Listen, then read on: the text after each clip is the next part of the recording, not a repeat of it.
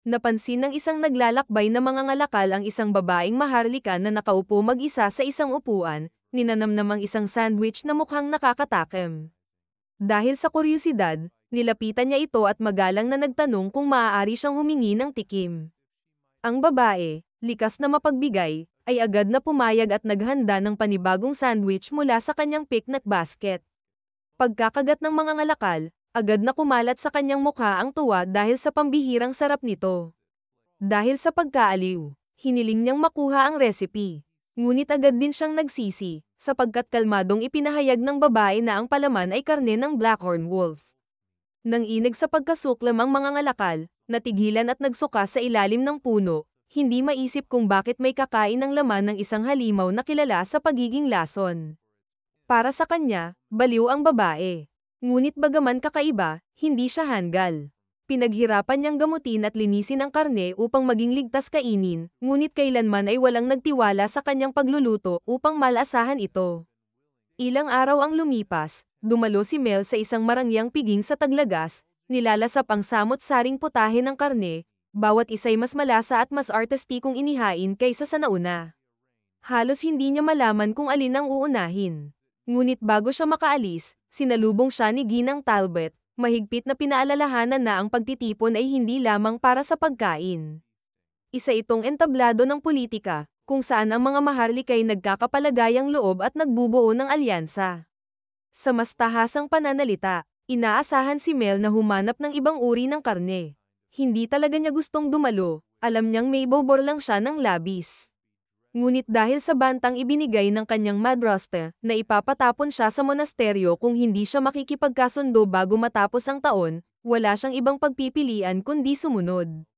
Mas mahinahon ang kanyang ama kaysa sa madrasta, ngunit pinayuhan pa rin siyang maghanap agad ng mapapangasawa, dahilan upang siya'y pumunta sa piging. Sa kasamaang palad, hindi naging maganda ang gabi para sa kanya, sapagkat kilala siya ng lahat bilang ang kumakain ng karne ng halimaw, kaya't walang sino mang maharlika ang nais lumapit sa kanya. Buo ang loob niyang pumunta sa ibang bahagi ng pagtitipon kung saan nagtipon ang karamihan sa mga kabalyero, umaasang makakakita ng isa na hindi pa naririnig ang tungkol sa kanya at mahikayat itong makipagkasundo bago makarating ang tsismis sa kanyang tainga. Ngunit bago pa siya makapagsimula, biglang sumiklab ang kaguluhan, may mga halimaw na nakapasok sa bakuran ng piging. Nagkagulo ang mga maharlika, nagtakbuhan habang ang mga kabalyero'y sumugod upang harapin ang panganib. Tumakbo rin si Mel kasama ng karamihan hanggang sa mapansin niya ang isang matandang mag-asawa na nahihirapan. Hindi naman sila sugatan, ngunit naputol ang tungkod ng lalaki kaya't hindi siya makabangon. Mabilis na lumapit si Mel upang tulungan silang makatayo at makatakas. Ngunit agad na napalitan ng takot ang kanilang pasasalamat nang manlaki ang kanilang mga mata. Paglingon ni Mel, bumungad sa kanya ang dambuhalang Blackhorn sa kanyang likuran. Maaari pa sana siyang tumakas nang hindi napapansin, ngunit kung gagawin niya iyon, mapapahamak ang mag-asawang matanda. Sa halip, sumigaw siya, sinadyang akitin ang atensyon ng halimaw at ilayo ito sa mag-asawa. Naramdaman niyang gaman ang dibdib sa ideyang nailigtas niya sila, ngunit alam niyang imposibleng makatakas siya sa bilis ng nilalang. Inakala niyang iyon na ang kanyang wakas. Ngunit sa mismong sandaling bago siya masagasaan, isang kabalyero ang biglang sumugod at isang iglap lang ay naputol ang ulo ng Blackhorn. Ang kanyang pangalan ay Roger Galbraith, kinatatakutan bilang The Blood Mad Duke dahil sa kanyang malupit na tapang sa labanan. Kumalat ang mga bulungan sa paligid, hindi bilang pasasalamat sa kanilang pagkakaligtas, kundi bilang usap-usapan tungkol sa kanyang nakakatakot na reputasyon. Nanatiling nakatayo si Mel, hindi makapaniwalang kaharap niya mismo ang kilalang duke. Totoo man o hindi ang sabi-sabing siya'y halimaw sa dugo. Hindi na iyon mahalaga, sapagkat labis siyang nabighani rito. Tumindig siya at magalang na nagpakilala, ikinagulat ni Roger, sapagkat ang karamihan sa mga babae ay tatakbo sa takot. Sa sandaling iyon, napansin ni Mel ang dugong tumutulo mula sa Blackhorn na halos umabot sa bibig ni Roger. Agad siyang nag-alala at sinabihan itong panasan iyon bago pa niya ito malunok, babala na ang dugo ng nasabing halimaw ay lubhang nakalalason. Ipinaliwanag pa niya na kahit hindi lason, ang hilaw na dugo ng halimaw ay nagdudulot ng matinding karamdaman. Tahimik lang si Roger, hindi alam kung paano tutugan, sapagkat hindi pa siya kailanman nakatagpo ng babaeng ganito kahusay sa kaalaman tungkol sa mga halimaw. Mabilis namang napagtanto ni Mel na baka nasobrahan niya ito sa pangangaral. Tinanggap ni Roger ang kanyang pag-aalala at sinabing may dala siyang banal na tubig sakaling nakalason nga ang dugo. Inalok pa nga niya ito kay Mel, dahil aniya, walang masama sa pagiging maingat. Napatingin si Roger sa suot nitong damit, na babalot ng dugo, at iminungkahi niyang palitan ito. Bagaman natuwa si Mel sa kabaitan ng alok, tinanggihan niya ito, ipinaliwanag na madaling tanggalin ang dugo ng halimaw gamit ang mainit na tubig at baking soda, kaya't hindi naman ito sira. Ngunit nilinaw ni Roger na hindi iyon ang punto, sa mga maharlika. Ang kasuotang nadungisan ng dugo ng halimaw ay itinuturing na kasuklam-suklam, at nagtaka siya kung bakit tila walang pakialam si Mel. Nang hindi napigilan, nasabi ni Mel na sanay na siyang pumatay at magkatay ng mga halimaw. Kaya't ang mabahira ng dugo ay karaniwan na lang sa kanya. Nabigla si Roger sa pag-amin, at agad naman itong pinagsisihan ni Mel, humingi agad ng paumanhin. Ngunit imbes na mandiri, tumawa ng malakas si Roger, naaalala ang mga tsismis tungkol sa kanya, at ngayoy nakatitiyak na totoo nga ang mga ito. Sa mundong ito, lubhang naiiba ang mga halimaw sa karaniwang hayop. Ang kanilang mga katawan ay puno ng mahiwagang enerhiya, at ang pagkain ng kanilang laman ay karaniwang nagdudulot ng matinding karamdaman, pagsusuka, lagnat, at iba pa. Kaya't madalas ay itinatapon na lamang ang karne ng halimaw. Ngunit para kay Mel, sayang iyon. Para sa kanya, ang pagtatapon ng karne ay pag-aaksaya. Kaya, nang wala ng dahilan upang magtago, inamin niyang totoo nga ang lahat ng tsismis. Kapag nakikita niya ang bangkay ng Blackhorn, ang unang pumapasok sa isip niya ay kung gaano kasarap marahil ang lasa ng karne nito.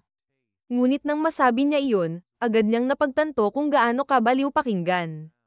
Inaasahan niyang lalayo si Roger anumang sandali. Kaya pinilit niyang ngumiti, tanggap ang anumang kahihinatnan. Ngunit sa halip na umatras, nabighani si Roger sa kakaibang halina ng kanyang dagwang ngiti, at hindi magawang tumingin ng diretso sa kanya.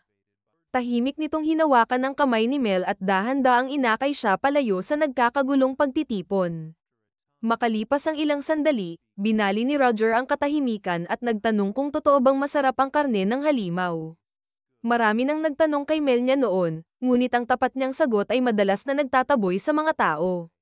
Gayunman, sinabi niya na ang karne ng Blackhorn ay halos kasing sarap ng baka. Habang ang iba ay tatawagin siyang baliw, si Roger ay nakinig ng buong seryosong atensyon, at sa unang pagkakataon, naramdaman niyang tunay siyang nauunawaan. Masigla niyang ipinaliwanag na ang sikreto ay nasa pag-aalis ng lahat ng bakas ng mahika sa laman, na madali lang kung gagawin habang pinapatulo ang dugo. Na-curious si Roger at tinanong kung handa ba siyang magluto niyon para sa kanya. Buong sigla namang pumayag si Mel. Bagaman nagbabala siya na ang karne mula sa mga corrupted beasts gaya ng halimaw na pinatay ni Roger ay madalas maging mabigat sa sikmura, kahit gaano pa ito kahusay ihanda. Kailangang maghintay si Roger hanggang makakuha siya ng malinis, hindi lasong karne. Tinanggap ni Roger ang paliwanag na iyon ng may pananabik, ngunit iginiit niyang magpalat muna si Mel ng damit. Dinala niya ito pabalik sa kanyang pangunahing tolda, kung saan sinalubong sila ng kanyang tauhan na si Chaos. Pagkapakilala ni Mel sa sarili, iniutos ni Roger kay Chaos na maghanap ng damit na babagay sa kanya. Samantala, inihatid niya si Mel sa isang tent at naghanda ng batyang may mainit na tubig upang makapaghugas ito ng dugo sa mukha. Tumanggi si Mel, sinasabing hindi na kailangang pag-abalahan iyon, lalo na't mas marami pang dugo sa katawan ni Roger kaysa sa kanya. Pinilit niyang siya muna ang maglinis, ngunit iyon din pala ang balak ni Roger, sapagkat nagsisimula na itong habarin ang kanyang kamisa. Para kay Roger, karaniwan lang iyon. Ngunit para kay Mel, hindi mapigilan ang pagkapula ng kanyang pisngi. Sanay na siyang makakita ng mga kabalyerong nakahubad habang nagsasanay, ngunit hindi pa rin niya maiwasang kabahan. Nang mapansin ni Roger ang kanyang pag-aalangan at tanungin kung may problema, tapat na inamin ni Mel na hinahangaan lamang niya ang kahanga-hangang pangangatawan nito. Si Roger naman, na bihirang pagtuunan ng pansin ang sarili niyang anyo, ay simpleng sumagot na bunga lamang iyon ng tuloy-tuloy na pagsasanay sa pakikipaglaban sa mga halimaw. Naalala ni Mel kung gaano kadali nitong napugutan ng ulo ang Blackhorn, kaya tinanong niya kung maaari ba siyang turuang gawin iyon. Tumugon si Roger na kayang matutunan ng sinuman, ngunit dahil hindi sanay ang mga braso ni Mel sa pagsasanay, mas mabuting siya na lamang ang lumaban. Sa halip, tinanong niya kung may halimaw bang nais nitong tikman, at nangako siyang pangangasuhan iyon para sa kanya. Sa narinig, kumislap ang mga mata ni Mel, sapagkat marami na siyang inaasam tikman na hindi pa niya nakukuha. Hindi nagtagal, bumalik si Chaos at marahang pinagalitan si Roger, sinasabing hindi nararapat para sa isang Ginoo na manatiling nakahubad sa harap ng isang binibini. Sumagot si Roger na isa lamang naman ang hinubad niya, kaya't hindi iyon kaiya-hiya, ngunit nanindigan si Chaos na hindi pa rin ito naangkop. Maya-maya, isinuot ni Mel ang damit na dinala ni Chaos at agad siyang namangha sa disenyo nito. Ibinunyag ni Roger na minsan na iyong pag-aari ng Reyna at pinuri kung gaano ito bumagay kay Mel. Sa buong oras na iyon, hawak pa rin ni Roger ang pugot na ulo ng Blackhorn, isang tanawin na nagpagulat sa kanyang mga kawal. Karamihan sa mga babae hihimatayin sa ganoong bagay, ngunit si Mel ay kalmado lang. Tahimik na natuwa ang mga sundalo, sapagkat sa wakas ay tila nakatagpo na ang kanilang duke ng isang babaeng karapat-dapat tumabi sa kanya. Pagsapit ng gabi, oras na para umuwi si Mel. Inihatid siya ni Roger pabalik sa kanyang karwahe. Muling nagpasalamat si Mel sa pagliligtas nito sa kanya bago magpaalam. Nangako si Roger na sa muli nilang pagkikita, may espesyal siyang ihahandang regalo para sa kanya. Masiglang sumagot si Mel na inaabangan niya iyon, ngunit kung halimaw man ito, nakiusap siyang hulihin itong buhay, sapagkat mas masarap daw ang karne kapag sariwa. Hindi pa kailanman nagawa ni Roger ang ganoong bagay, ngunit buong tapang niyang tinanggap ang hamon. Dahil maaaring tumagal ang paghihintay, inabutan ni Mel si Roger ng ilang pirasong monster jerky na siya mismo ang gumawa. Tiniyak na ligtas itong kainin. Sa tiwala ni Roger sa kakayahan ni Mel, kinain niya ito agad at labis na nagulat sa sarap. Pinagalitan siya ni Chaos dahil sa walang ingat na pagkain ng hindi pa nasusubukang pagkain, ngunit ngumiti lamang si Roger at isinubo rin ang isang piraso kay Chaos. Laking gulat nito nang amining masarap nga ito. Humanga si Roger at sinabing sabik siyang matikman ang susunod na likha ni Mel. Biglang yumuko si Mel, at hindi napigilan ang pagpatak ng luha, sa unang pagkakataon. May taong tumanggap sa kanyang kakaibang hilig ng walang paghamak. Nang makabawi, nagpaalam siya kay Roger, bagaman mabilis ang tibok ng kanyang dibdib sa pag-asang muli silang magkikita. Lumipas ang ilang araw bago makarating ang karwahe ni Mel sa kanilang tahanan, at pagsapit niya, nagsisimula nang bumagsak ang nyebe sa buong rehiyon. Laking gulat niya nang makita ang kanyang ama na naghihintay sa tarangkahan. Pagkababa niya, binuksan nito ang pinto at agad niyang tinanong kung may nangyaring masama. Una, inakala niyang galit ito dahil hindi siya nakakuha ng kasunduan o mapapangasawa, ngunit hindi iyon ang dahilan. Ipinaalala ng kanyang ama na isa lamang siyang count, at hindi niya alam kung paano haharapin ang sitwasyon ngayong nasangkot na ang anak niya sa isang duke. Nalito si Mel at nagtanong kung ano ang ibig niyang sabihin. Ipinaliwanag ng ama na si Roger Galbraith ay pormal nang humiling ng kanyang kamay sa kasal at nagpadala na ng opisyal na liham ng panliligaw. Inamin nitong hindi niya alam kung paano tutugon. Napagtanto ni Mel na kabado ang kanyang ama, at sa totoo lang, ganoon din siya.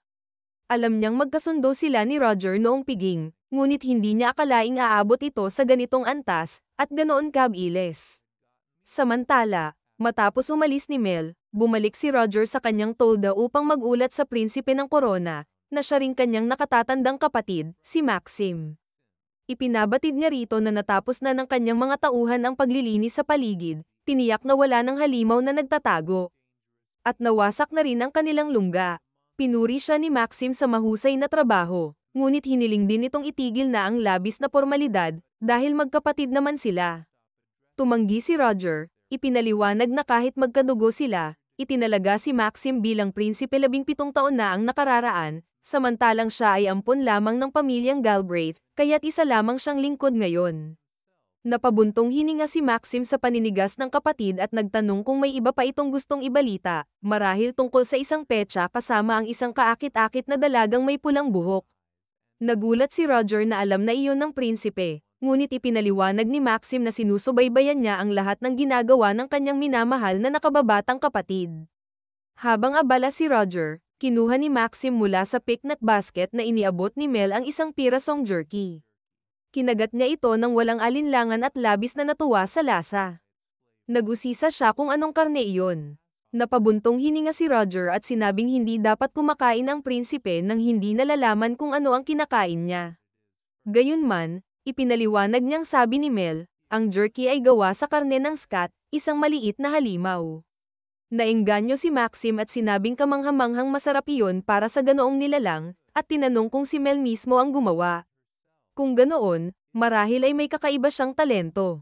Ngunit matapos iyon, binalingan ni Maxim ang mas mahalagang paksa, ang hangarin ni Roger kay Mel. Bihira ang pagkakataong ang anak ng isang count ay maimbitahan ng isang duke, lalo pat kilala si Roger na laging bigo pagdating sa kababaihan. Sa tingin ni Maxim, maaaring ito na ang tanging pagkakataon ng kanyang kapatid na makahanap ng tunay na kapareha.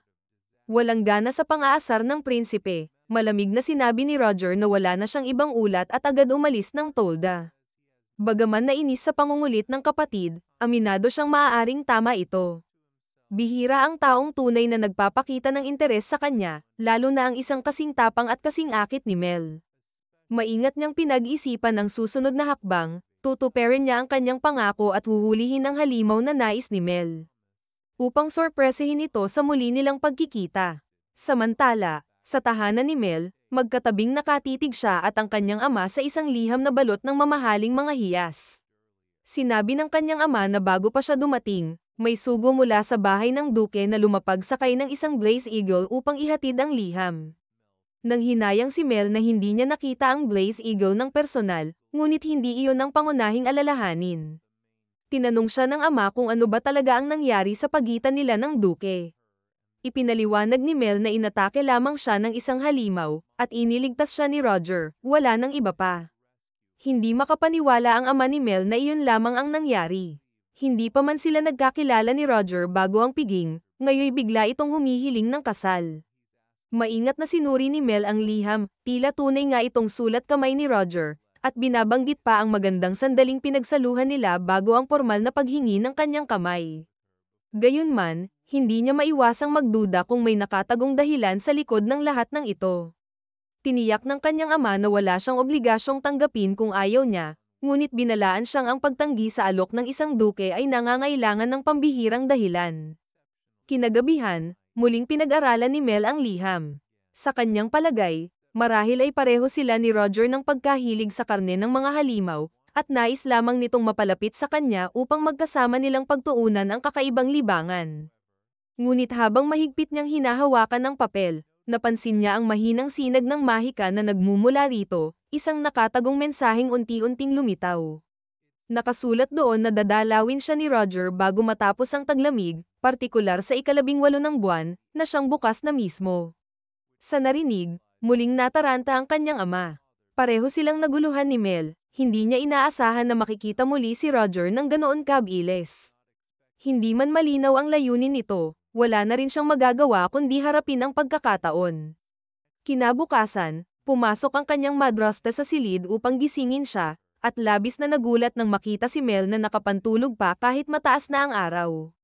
Nagdahilan si Mel na hinihintay lamang niya si Celia upang tulungan siyang pumili ng isusuot, bagaman ang totoo'y kakagising lamang niya.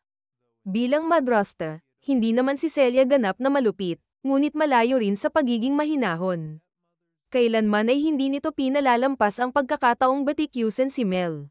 Bagaman siya rin ang pumilit kay Mel na maghanap agad ng mapapangasawa, ngayoy siya ring bumabatikos sa pagpili nito, ang tinaguriang duke na baliw sa dugo. Hindi pinansin ni Mel ang mga puna at tahimik na hinayaang tulungan siya ng mga kasambahay na magbihis. Biglang umalingaw-ngaw sa labas ang isang napakalakas na alingaw-ngaw, tila dagandong ng kulog. Nataranta si Mel at agad lumapit sa bintana. Doon niya nakita ang kawan ng mga glacial dragon na papalapit. Kilala niyang karaniwan ang mga iyon sa lugar, kaya't agad niyang naisip, si Roger at si Voy iyon. Ilang saglit pa, lumipad si Roger hanggang sa mismong bintana ni Mel at buong kumpiyansang inanunsyo na dumating siya upang formal na hingin ang kanyang kamay sa kasal. Binanggit din niyang dala niya ang regalong ipinangako niya noon.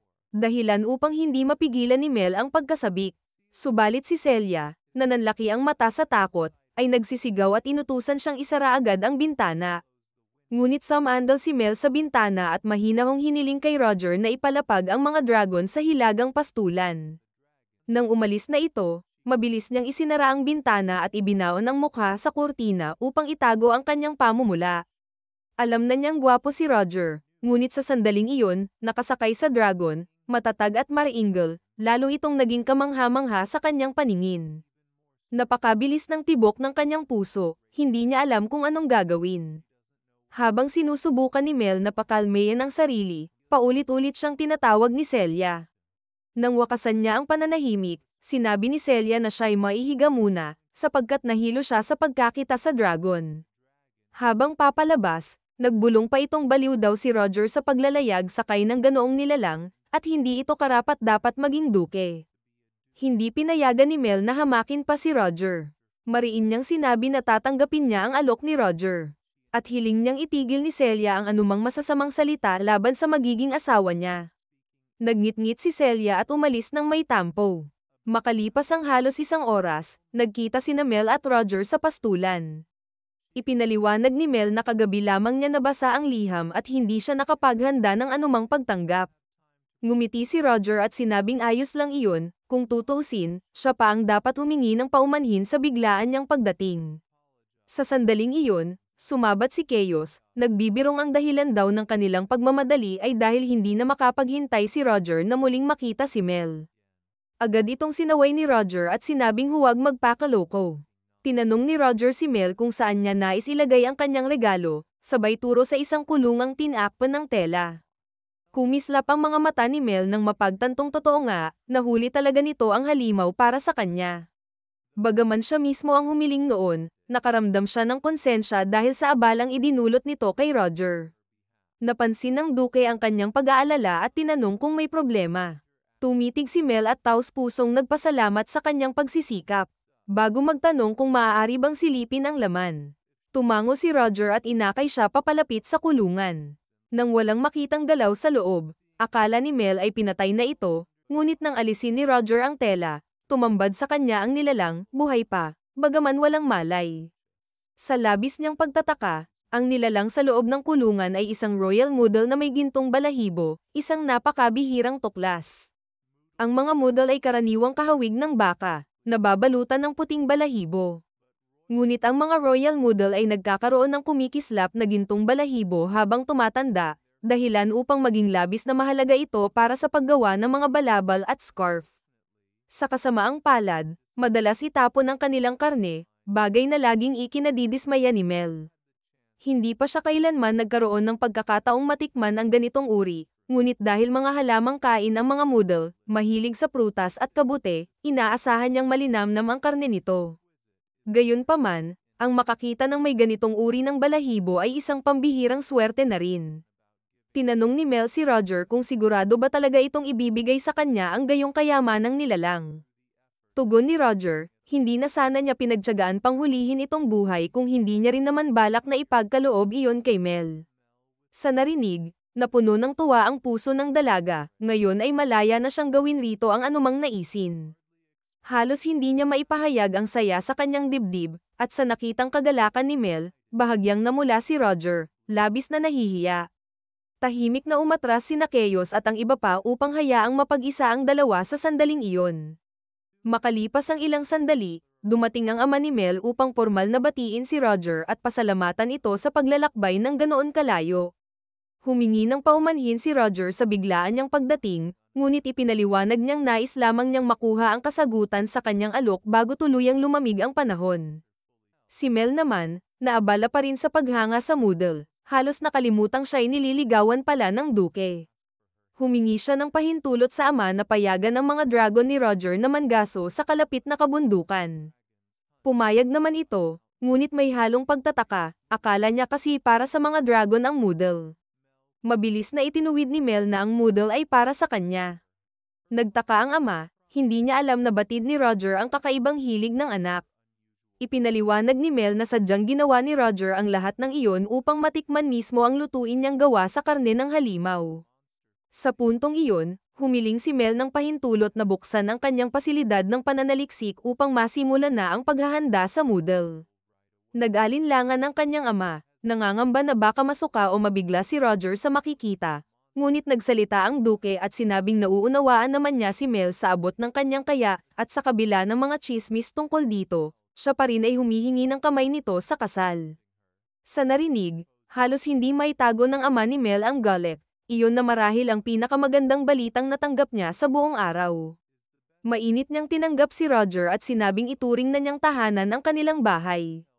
Ngunit bago pa sila makapagpatuloy, sinabi ni Roger na kailangang asikasuhin muna nila ang kanyang regalo bago ito magising, dahil buhay pa ito. Labis na nagulat ang ama ni Mel, ngunit agad na umamin si Mel na siya mismo ang humiling na hulihin ito ng buhay. Dahil naroon na rin, sinabi ni Roger na nais niyang masaksihan mismo ang proseso ng paghahanda. Pumayag ang ama ni Mel at inutusan ng anak na samahan si Roger patungo sa kanyang pasilidad. Sumakay sina Roger at ang kanyang mga tauhan sa mga dragon. At si Mel ay sumama sa kanila, labis ang kanyang pananabik, sapagkat ito ang unang pagkakataong makasakay siya sa isang dragon. Nang matano nila ang gusali, itinuro ito ni Mel kay Roger, ngunit napansin ng Duke ang bahagyang panginginig ng boses nito kaya tinanong kung may problema. Ngumiti lamang si Mel at sinabing kinakabahan lang siya sa unang sakay niya ng dragon, bagaman hindi iyon ang totoo. Nagpapasalamat siya na tinatanggap ni Roger ang kanyang pagkahilig sa karne ng mga halimaw. Subalit hindi pa rin niya tiyak kung tunay ba itong nauunawaan. Alam niyang malalaman lamang niya iyon kapag nasal-ayan na nito kung paano siya maghanda ng karne, at iyon ang bagay na kinakabahan siyang ipakita. Pagdating nila sa pasilidad, napansin ni Roger ang sinaunang bilog na may ukit ng mahika sa sahig. Usisa niya ito, at ipinaliwanag ni Mel na orihinal na disenyo iyon ng kanyang ina, ngunit pinagbuti na niya sa paglipas ng panahon. Iyon, ani Mel, ang kasangkapan niyang ginagamit sa paghahanda ng karne ng halimaw. Namangha si Roger sa katalinuhan ng ideya, ngunit nagtanong kung paano nito nagagawang alisin ang lahat ng mahika sa katawan ng isang halimaw gamit lamang ang bilog. Ipinakita ni Mel na may isa pang bahagi sa proseso. Pumunta siya sa bodega at kinuha ang isang quartz flask. Ipinaliwanag na ito'y ginagamit upang sabay na salain ang dugo at mana ng nilalang.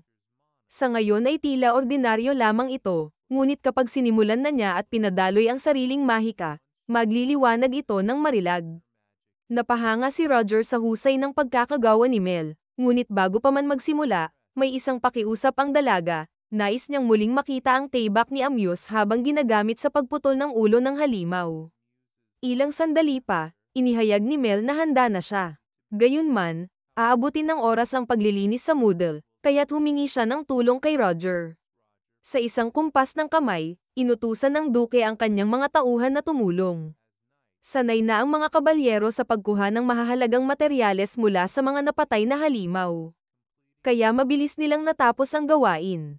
Ilang minuto lamang, ganap nang nalinis ang Moodle. Pinagmasdan ni Mel ang malambot nitong gintong balahibo, ngunit hindi iyon ang dahilan ng kanilang pagpunta roon. Inalis ni Roger ang kanyang Amerikana at mahinahong nagtanong kung handa na si Mel para sa pagpugot. Yumuko si Mel at nagdasal ng maikli para sa Moodle, nangangakong hindi masasayang ang karne nito. Pagkatapos ay pinaandar niya ang bilog na mahika at nagbigay ng hudyat. Sa isang mabilis at perpektong galaw, pinugutan ni Roger ng ulo ang nilalang, napakabilis at napakalinis ng hiwa na halos hindi nasundan ni Mel ang mismong sandali ng pagputol. Matapos mapugutan ng ulo ang Moodle, sinimulan ni Mel ang pagkuha ng dugo at mahika nito. Hawak ang quartz flask, binigkas niya ang isang orasayon, at unti-unting sumirit ang dugo mula sa bangkay papasok sa sisidlan. Gayunman, ito ang unang pagkakataon niyang magtrabaho sa isang dambuhalang halimaw, kaya't mas marami pala ang dugo nito kaysa inaasahan. Nagsimulang mabitak ang sisidlan dahil sa sobrang laman, at nataranta si Mel, hindi niya maaaring itigil ang orasayon sa kalagitnaan ng proseso.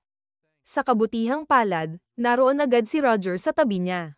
Matapos niyang ipaliwanag ang sitwasyon, mabilis na kumilos ang Duke at pinalitan ang puno ng sisidlan ng isa pang walang laman. Dahil sa kanyang maagap na pag-iisip, matagumpay na natapos ang orasayon, at tuluyang naubos ang dugo ng Moodle. Habang nagpapahinga, napansin ni Roger na kahit wala na ang dugo nito, tila hindi pa rin lumiit ang katawan ng nilalang. Ipinaliwanag ni Mel na ang orasayon ay kumukuha lamang ng dugo, ngunit iniiwan ng iba pang likido upang mapanatili ang lambot at lasa ng karne. Muling namangha si Roger at tinanong kung saan nagsimula ang gayong mahikang pamamaraan. Ikinwento ni Mel na 17 taon na ang nakalipas mula nang magdusa ang kanilang lupain sa matinding taggutom. Marami ang namatay dahil sa kawalan ng ani at baog na lupa. Dahil dito, sinimulan ng kanyang ina ang pananaliksik kung paano mapapakinabangan ang saganang populasyon ng mga halimaw. Bagaman nananatiling komplikado ang proseso, naniniwala si Mel na kapag napasimple ito, kahit sino ay magagawa na rin ito, na sa halip na mga halimaw na kinatatakutan, magiging mahalagang mapagkukunan sila ng pagkain. Iyon ang dahilan kung bakit ipinagpatuloy niya ang pananaliksik ng kanyang ina matapos itong pumanaw, bagaman aminado siyang nag-e-enjoy din siyang matikman ang kakaibang lasa ng mga bihirang halimaw. Pinuri ni Roger ang kabutihan ng kanyang layunin, ngunit muli siyang nagtanong. Hawak ang sisidlan ng dugong may mahika, tinanong niya kung ano ang balak ni Mel dito. Ipinaliwanag ng dalaga na ginagamit lamang niya ito upang pagliyaban ng apoy at magbigay ng enerhiya sa mga lampara, karaniwang tumatagal ng halos 2 buwan bago maubos. Halos hindi makapaniwala si Roger. Iyon lang, tanong niya, bago napatawa ng malakas. Napagtanto niyang hindi alam ni Mel ang laki ng kanyang nagawa. Sinabi niyang nagawa ni Mel ang hindi kayang gawin ng mga maikong pantas ng kaharian, ang makuha at maimbak ang purong asensya ng mahika sa anyong likido. Sa maling kamay, aniya, maaari itong maging sandatang kayang magwasak ng buong lungsod. Nanlaki ang mga mata ni Mel, ngayon lang napagtanto na hindi niya sinasadyang lumilikha ng mapanganib na materyales. Agad naman siyang tinapak ni Roger sa balikat at sinabing ayos lang iyon, dahil alam niyang kailanman ay hindi niya iyon gagamitin sa kasamaan. Dagdag pa niya, masaya akong malaman na hindi pala totoo ang sabi-sabing umiinom ka ng dugo ng halimaw. Medyo nag-alala ako noong una, lalo na't sobrang kinang ng buhok mo. Akala ko isa kang vampira. Namulan ng todo si Mel sa sinabi niya at nagsimulang magbulol, sinasabi kung gaano siya namangha sa tikas ni Roger habang sakay ng kanyang dragon kanina. Pareho silang nahiya, kaya't sandaling nanahimik ang paligid. Hindi na matiis ni Chaos ang nakakailig na tagpong iyon kaya't bigla siyang sumabat, nagpapaalala na hindi pa sila tapos sa trabaho. Dahil doon, agad silang nagsipaghiwa-hiwalay. Ilang sandali pa, lumapit si Mel kay Roger dala ang hunting permit. Ipinaliwanag niyang kinain ng dragon ni Roger ang mga lamang loob ng noodle ngunit hindi pa ito busog, kaya kailangan itong manghuli pa ng ilang halimaw upang hindi magwala. Ngunit biglang umalingaw-ngaw ang pagkalagukjok ng tiyan ni Roger, gutom na rin pala siya. Hindi pa oras ng hapunan, ngunit iminungkahi ni Mel na tikman nila ang ilang piraso ng karne. Habang naghahanda sila, biglang naalala ni Roger ang isang bagay. Kinuha niya mula sa kanyang bag ang isang spice meal at iniabot kay Mel. Kumuha ito ng kaunting pampalasa at natigilan sa sarap ng halimuyak at timpla nito. Ngumiti si Roger. Inhiram daw niya iyon mula sa kanyang punong kusinero bago siya umalis, isang pinaghalong mga pampalasang perpektong kapareha ng karne. Nagtuhog sila ng 2 piraso at sabay na naghintay habang nalulunod sa bango ng niluluto. Ngunit bago pa man sila makatikim, biglang sumulpot si Chaos mula sa likuran. Anong ginagawa ninyo? Tanong niya, nakataas ang kilay. Sinubukang magpalusot ni Roger, ngunit hindi may kakaila ang amoy ng niluluto nilang karne. Upang mailihis ang usapan, iniabot agad ni Roger ang hunting permit kay Chaos at inutusan itong manghuli ng halimaw para sa mga dragon. Pumayag si Chaos, ngunit may kondisyon, sasama si Roger, dahil siya raw ang pinakamagaling sa labanan.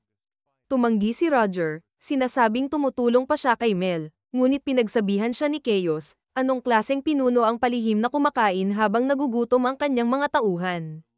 Napilitang pumayag si Roger, at upang mabayaran ang konsensya, nag-alok siyang lutuin din si Chaos ng isang tuhog. Ngunit ngumisi ito at sinabing, nandito ang buong grupo, Sir Duque, isa lang. Hindi yata patas yan. Ilang minuto pa, handa na ang unang tuhog ni Roger, ngunit bago pa niya matikman, ngumiti si Chaos at sinabing kailangang tikman muna ito para tiyaking walang lason. Agad niyang kinuha ang unang kagat.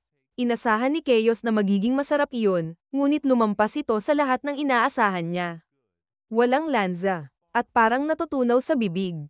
Aniya habang ngumunguya. Tuwa namang napangiti si Mel sa papuri, ngunit lalo namang nagutom si Roger. Pinilit niyang paandarin si Chaos, sige na, sabihin mo nang ligtas yan. Ngunit tinukso pa siya ng general, baka raw abutin ng ilang oras bago malaman kung magdudulot ito ng problema sa tiyan. Hindi na makapaghintay si Roger o ang kanyang mga kabalyero, at napabuntong hininga si Mel. Kung may magkasakit man sa inyo, ako na mismo ang gagamot, aniya. Iyon lang ang kailangang marinig ng lahat. Agad silang kumuha ng mga tuhog at sabay-sabay na kumain. Sa bawat kagat, napuno ng kasiyahan ang grupo, lalo na si Mel, na nagsabing iyon ang pinakamasarap na karne ng halimaw na natikman niya sa buong buhay. Lumapit si Roger at sinabing, "Isa kang henyo, Lady Mel. Nagawa mong gawing karapat-dapat kainin ang karne ng halimaw." Nahihiyang ngumiti si Mel at sinabing bahagi lang iyon ng pananaliksik ng kanyang yumaong ina, ngunit giit ni Roger, siya ang tunay na dapat kilalanin, sapagkat walang iba pang nakagawa ng ganitong resulta. Ikinwento niya na minsan na silang kumain ng karne ng halimaw tuwing nauubusan ng supply sa misyon. Ngunit laging matigas at malasang parang bulok. Ngayon ay saka lamang nila nalasahan ang tamang paraan ng pagluluto. Nang tanungin ni Roger ang kanyang mga tauhan, sabay-sabay nilang inihayag ang pagsang-ayon, isang henyong araw si Mel sa kusina. Makaraan ng ilang tuhog pa, aabot na sana si Roger sa pangatlong piraso nang biglang tawagin ni Mel ang kanyang pangalan. Akala ni Roger ay pagsasabihan siya dahil sa sobrang pagkain bago ang hapunan, kaya't nagmamadali siyang nagsabing, "Kaya ko pa rin naman kumain mamaya." Ngunit ngumiti lang si Mel at sinabing, "Hindi iyon. May gusto lang akong ipakita sa'yo." Pinabalik siya nito sa loob ng pasilidad, sa isang lumang silid na puno ng mga tala, kagamitan, at mga kalat na papel. Humingi si Mel ng paumanhin sa gulo ng paligid, ngunit sinabing mahirap panatilihing maayos ang isang laboratorio. Tumango si Roger at sinabing normal lang iyon. Habang nagmamasid, napansin niya ang ilang matutulis na piraso ng metal sa ibabaw ng mesa. Tinanong niya ito, at ipinaliwanag ni Mel na ginagamit niya ang mga iyon bilang bitag para makahuli ng mga halimaw. Namangha si Roger, ngayon ay nauunawaan na niya kung paano nakakakuha si Mel ng mga espesimen para sa kanyang pag-aaral. Umamin naman si Mel na kung minsan ay tinutulungan siya ng mga kabalyero o mangangaso, ngunit madalas ay siya mismo ang nangangaso mag-isa. Nagulat si Roger sa sinabi ni Mel at tinanong kung hindi ba sang-ayon ang mga tao sa kanyang pananaliksik. Tumango si Mel, ipinaliwanag na wala siyang magagawa sa paniniwala ng mga mamamayan, likas sa kanila ang pandidiri sa ideya ng pagkain ng karne ng halimaw. Kahit noong iniligtas ng kanyang ina ang napakaraming buhay sa panahon ng taggutom sa pamamagitan ng paggawa nitong ligtas kainin, ayaw pa rin ng mga tao na kilalanin iyon. Para sa kanila, isang bawal na bagay ang kumain ng halimaw, itinatanggi nila na ang mismong kaligtasan nila ay nanggaling sa ganoong pinagmulan. Dahil dito, hindi kailanman kinilala ang gawain ni Mel. Hinangaan ni Roger ang tapang niya sa pagpapatuloy sa kabila ng patuloy na pangungutya, ngunit ramdam niyang nasasaktan pa rin si Mel sa mga salitang iyon. Tinanong niya kung bakit patuloy pa rin siya sa kanyang pananaliksik kung walang sino man ang tumatanggap nito. Humarap si Mel sa kanya at tahimik na nagtanong, "Naalala mo ba ang nangyari 17 taon na ang nakalipas?" Tumango si Roger, "Paano ko makakalimutan iyon? Iyon ang dahilan kung bakit ako inampon ng pamilyang Galbraith." Napagtanto niyang maaaring may kaugnayan ang nakaraan ni Mel sa trahedyang iyon. Maingat niyang hinawakan ang kamay ng dalaga at inalalayan itong maupo sa sopa. Upang hindi niya kailangang humarap habang nagsasalita, ipinagpatuloy ni Roger, "Dumating ako rito upang hingin ang iyong kamay sa kasal. Bago pa man ako pumunta, sinuri ko na ang iyong pamilya, alam ko ang mga usapin at kontrobersya tungkol sa iyong pananaliksik. Pero kahit ganoon, ayokong sumuko ka rito. Kung papayag kang maging asawa ko, magkakaroon ka ng buong suporta ng angkan ng Galbraith upang ipagpatuloy ang iyong gawain ng walang hadlang." Bahagyang nanigas si Mel at marahang sumagot, "Kung tungkol lang sa aking pananaliksik ang interes mo, ikalulugod kong ituro sa iyo ang lahat ng alam ko. Hindi mo kailangang magpakasal sa akin dahil lamang sa tungkulin." Ngunit agad siyang pinutol ni Roger. "Hindi iyon ang ibig kong sabihin, aniya. Ang gusto kong maunawaan ay ikaw, hindi lang ang iyong pananaliksik."